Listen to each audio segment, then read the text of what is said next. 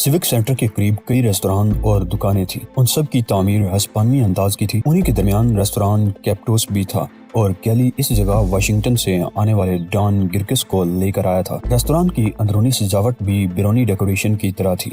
यहाँ मैक्सिको के खास खाने मिलते थे।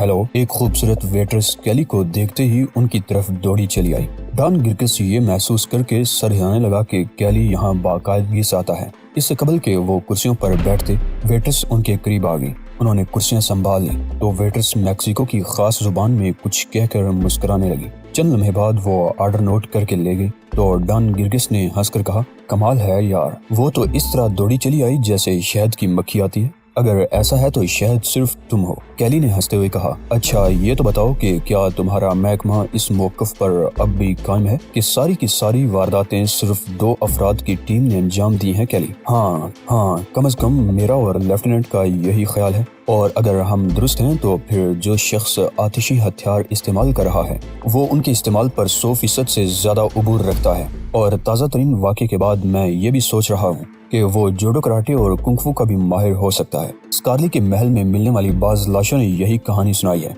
एक खास बात यह है कि वो कभी एक ही हथियार इस्तेमाल नहीं करता। कोई जहरीले तीर का और किसी को फास्फोरस बम ने जला दिया, या फिर किसी की रीढ़ की हड्डी या गर्दन टूट गई। वैसे वो जो कोई भी है, माफिया को इस तरह काट रहा है जैसे कोई मक्खन पर तेज धार छुरी रख दे। प्लीज, डॉन गिरकिस ने बुरा समूह बनाकर कहा, वाशिंगटन में हम ऐसी तंजीम के लिए मुनज़्ज़म मुजरिमाना सरगर्मियों की इस्तिलाह इस्तेमाल करते हैं ताकि तुमने जिस तंजीम का नाम लिया है उसके कारकुनों की दिल शिकनी न हो। वैसे तुम्हारे पसंदीदा कसाब ने शायद सुर्खियों में जगह हासिल कर ली है। हम पर वाशिंगटन में हर किस्म का दबाव पड़ रहा है। मेरा ख्याल है कि यही वफाकी पुलिस के लिए मुनासिब वक्त है। मैं इस मौजू पर तुमसे मुत्तफिक नहीं हूँ, कैली ने जवाब दिया। उसी असना में खाना आ गया तो वो वेटर्स को देखकर मुस्कुराने लगे। चंद लम्हों बाद वेटर्स लचकती हुई चली गई। शायद तुम्हें वफाकी पुलिस वाली इस्तिलाह पसंद नहीं आई कैली, डॉन खाने पर झुक कर बोला। फिर मैं इसके लिए फेडरल टास्क फोर्स की इस्तिलाह इस्तेमाल कर सकता हूँ, ये काबिल कबूल है, कैली ने हंसकर जवाब दिया और फिर खामोशी से खाना खाने लगे।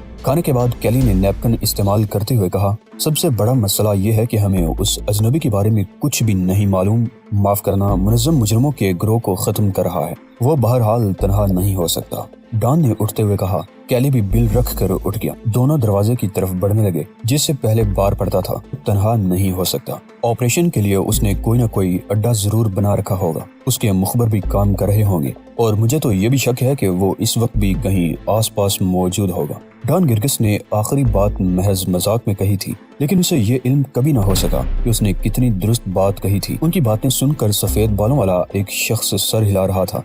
उसने कॉफी की एक और चुस्की ली और उन दोनों को रेस्टोरेंट से निकलते हुए देखता रहा। ये प्रोफेसर हास्कन था। इसका मतलब ये है कि शेरिफ के ऑफिस में एक गैर जानिबदार ऑफिसर मौजूद है। टाइगर ने ये सब कुछ सुनकर कहा, क्या वो भी रेड इंडियन है अजीम हास्कन? ओशान ने बेसब्रेपन का मुजाहरा किया। नहीं, कमाल है, शहजाद का दोस्त या तो कोई रेड इंडियन हो सकता है या फिर सनाजू का बाशिंदा। इसके अलावा दुनिया भर में कोई भी उसका दोस्त नहीं हो सकता। वैसे वाशिंगटन से आने वाले सुराग रसां डॉन गिरकिस की शख्सियत भी दिलचस्प लग रही है प्रोफेसर। टाइगर ने ओशान की बात एक कान से सुनकर दूसरे कान से निकाल दी। इसका मतलब है वफाकी मुदाखलत शुरू हो गई है और बहराम की हिदायत है कि हम वफाकी एजेंटों से टक्कर मोल न लें, उनसे बच कर चलें।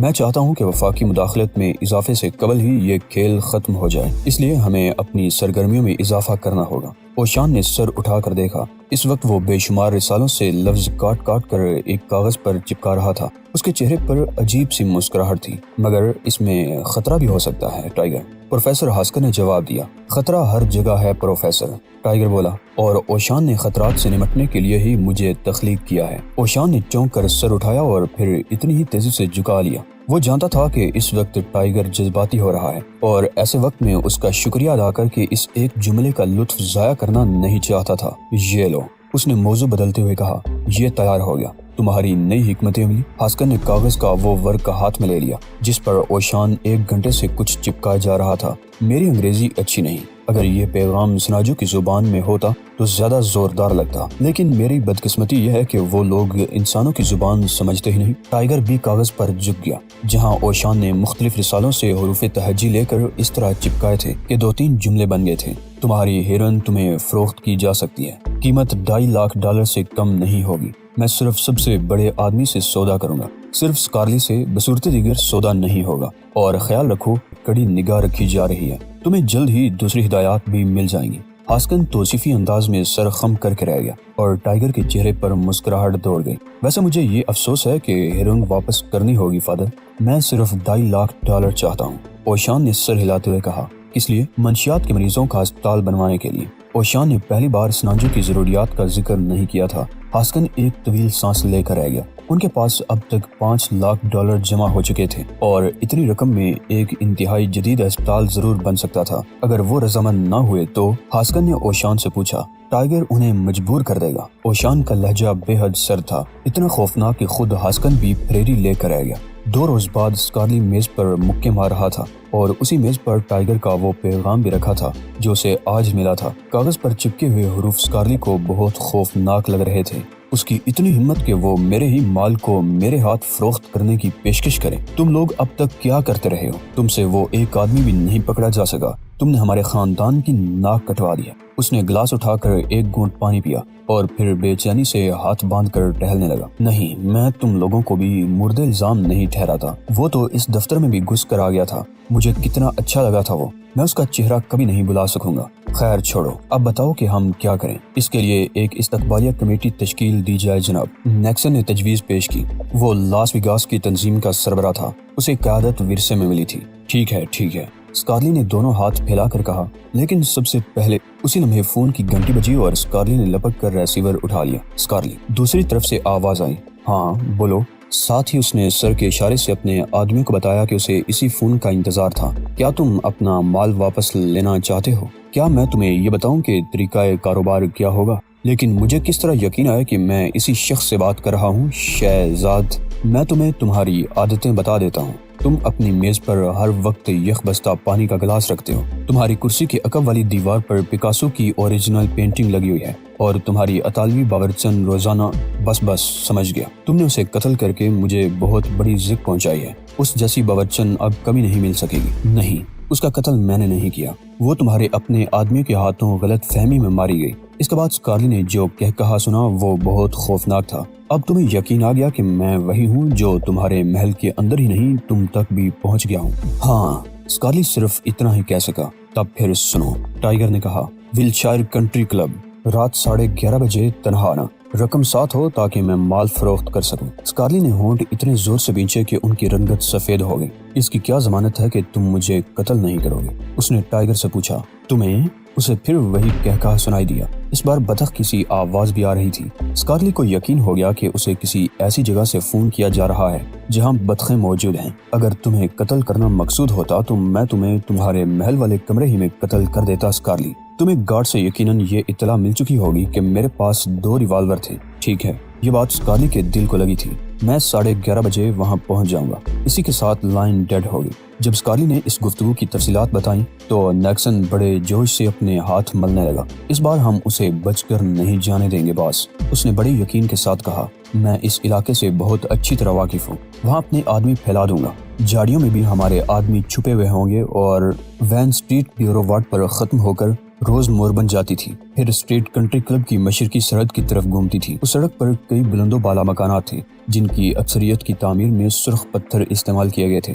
کنٹری کلب کے گرد خوبصورت اور تراشی گئی سبز پودوں کی باڑ تھی جس نے کلب کی ملکیت والے علاقے کو باقی شہر سے الگ کر رکھا تھا۔ یہاں ولکوس ڈویژن کے پولیس یونٹ گشت کیا کرتے تھے۔ اس جگہ روشنی کا بھی معقول انتظام تھا۔ ٹائیگر کو علم تھا کہ سکارلی شب خون مارنے کی کوشش کرے گا، لہٰذا وہ بھی انتظامات کے ساتھ ہی آیا تھا۔ وہ ہاسکن کی پرانی فورڈ میں آیا تھا جس کے عقب میں باغبانی کا سامان بھرا ہوا تھا۔ ابھی وہ باڑ سے دور ہی تھا کہ اس نے گاڑی روک لی۔ اس کی آنکھیں باڑ کا جائزہ لینے لگی۔ فی الوقت وہ دو بدو مقابلے کے موڈ میں نہیں تھا، اس کی نظریں باڑ پر جمی ہوئی تھی۔ تبھی اسے سگریٹ کا انگارہ نظر آیا۔ پھر ارد گرد سڑک پر کئی کاریں کھڑی نظر آئیں جو اگرچہ خالی تھی لیکن ان کی کھڑکیوں کے شیشے گرے ہوئے تھے۔ وہ مسکرانے لگا۔ اس کے لیے یہ نوسیکھ گنڈوں کی طرف سے شب خون کا انتظام تھا اور وہ جانتا تھا کہ سگریٹ کے انگارے کا نظر آنا بھی اس بات کا ثبوت ہے کہ مخالف اناڑی اور غیر ضروری طور پر اعتماد کا مالک ہے۔ اس نے اپنی گاڑی میں کنٹری کلب کے 3 چکر لگائے اور اس دوران میں ہر اس آدمی کی پوزیشن کا اندازہ لگا لیا جو شب خون مارنے کے لیے وہاں بٹھایا گیا تھا۔ ایک جگہ تو اس نے رک کر کار میں بیٹھے ہوئے ایک آدمی سے ایوتیو مارٹن کا بھی راستہ پوچھ لیا جو سگار سے شوق کر رہا تھا۔ پھر جب سگار والے نے راستہ بتا دیا تو اس نے ہنس کر کہا، تم پولیس والوں کی بھی عیش ہیں، کار میں بیٹھے بیٹھے سگار پی رہے ہو اور ہم تو ہر وقت کام کرتے رہتے ہیں آفیسر۔ پولیس والا سپاہی نہیں، مافیا کا آدمی تھا، لیکن جب ٹائیگر نے اسے پولیس والا کہا تو اسے یقین ہو گیا کہ مخالف بھی اسے پولیس والا ہی سمجھے گا۔ وقت قریب آ رہا تھا۔ ٹائیگر نے گاڑی درختوں کے ایک جھنڈ میں کھڑی کی، ہائی سٹینڈرڈ پر سائلنسر لگایا، ایک فاسفورس بم لیا اور پھر کریپسول کے جوتوں پر چلتا ہوا تاریک اپارٹمنٹ بلڈنگ کی گلی سے روز موڑ کی طرف آ گیا۔ اس نے سنوبر کے ایک درخت کے قریب پوزیشن سنبھال لی۔ یہاں سے اس نے سڑک کا جائزہ لیا۔ وہ ایک بار پھر دشمن کی پوزیشن ذہن نشین کر رہا تھا، ساتھ ہی اس نے لاہے عمل بھی تیار کر لیا۔ اسے اطمینان تھا کہ دشمنوں میں سے کوئی بھی اپنی جگہ سے نہیں ہلا ہے۔ اس کے بالکل سامنے وہ شخص تھا جس نے سگریٹ نوشی کی بد پرہیزی کی تھی۔ اس نے تمباکو نوشی کرنے والے ہی سے آغاز کرنے کا فیصلہ کر لیا۔ وہ دبے قدموں اس کی طرف بڑھنے لگا، مگر اسی لمحے کسی دوسرے کی آواز سن کر ٹھٹک گیا۔ گولی مت چلانا یار، نیکسن نے حکم دیا ہے کہ اسے زندہ پکڑا جائے۔ اس کے جسم کو جتنے ٹکڑوں میں چاہو بدل سکتے ہو، لیکن اس کی روح جسم سے نہ نکلنے پائے، ورنہ ہمارے جسم روح سے محروم ہو جائیں گے۔ ٹائیگر کو اس کی یہ بات بہت اچھی لگی، لہٰذا اس نے سب سے پہلے یہ جملہ ادا کرنے والے ہی کو تلاش کیا۔ وہ کار کی عقبی نشست پر بیٹھا ہوا تھا۔ کولٹ کمانڈر ہلکا سا کھانسا تو گولی روح اور جسم کی بات کرنے والے کے سر میں گھستی چلی گئی۔ اس کے بعد اس نے سگریٹ پینے والے کو شکار کیا۔ اس بار ہلکی سی چیخ بھی بلند ہوئی۔ ارے یہ کیا ہو رہا ہے؟ کسی نے گھبرا کر کہا۔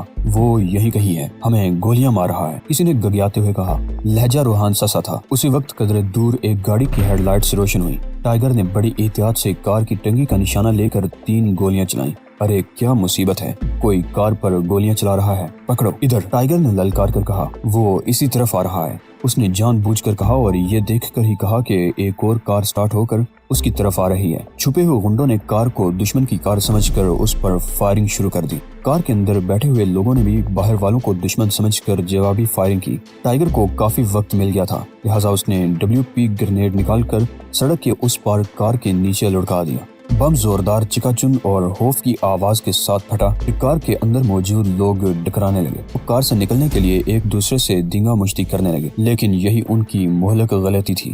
وہ ایک ایک کر کے باہر موجود ٹائیگر کے کولٹ کمانڈر کا شکار ہو گئے۔ مافیا کے پیشہ ور جلاد اس صورتحال سے پوری طرح بوکھلا چکے تھے۔ انہوں نے اندھا دھند فائرنگ شروع کر دی اور یون میں آپس ہی میں ٹھن گئی۔ اندھیرے اور ٹائیگر نے انہیں اندھا بنا دیا تھا۔ اسی دوران میں تیسری طرف سے گولیاں چلنے لگی۔ ٹائیگر اس طرف لپک گیا۔ اس نے کولٹ میں میگزین بھر کر وہیں خالی کر دیا اور مطمئن انداز میں واپس چل دیا۔ پیچھے مقابلہ اب بھی جاری تھا۔ جب وہ گاڑی میں بیٹھا تو پیٹرول کاروں کے سائرن کی آوازیں آنے لگی۔ وہ صرف یہ سوچ رہا تھا کہ سکارلی کو وعدہ خلافی اور شب خون مارنے کی کیا سزا دی جائے۔